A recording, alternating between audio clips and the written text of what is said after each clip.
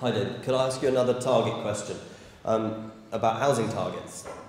At the moment, Winchester and local communities all over the country are literally being held to ransom by centrally driven housing targets. Will you please abolish them? Yes, I mean, I'm against these top-down national targets. I think are a mistake. And the interesting thing about the housing ones, because, you know, basically the targets are handed down to the county and then to the district about how many houses you have to build.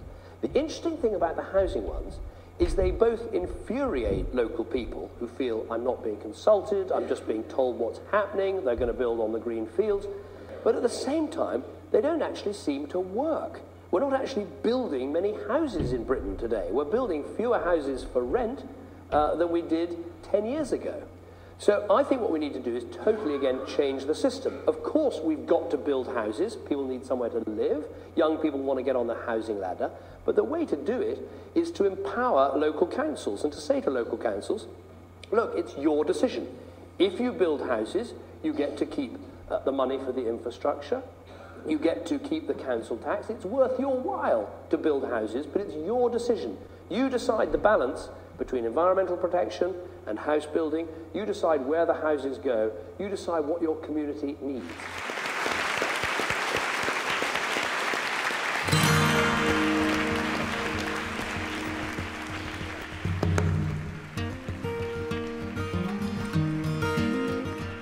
Did you enjoy? Yeah, no, were they nice to you in a way that others... It was a good range of questions. It's a big audience that. We have anywhere between 150 and sort of 400, but that's quite big because you can't get through all the questions. Yeah. I don't know, I mean, say if you think my answers are too long, I feel people need a decent answer. Oh, they do.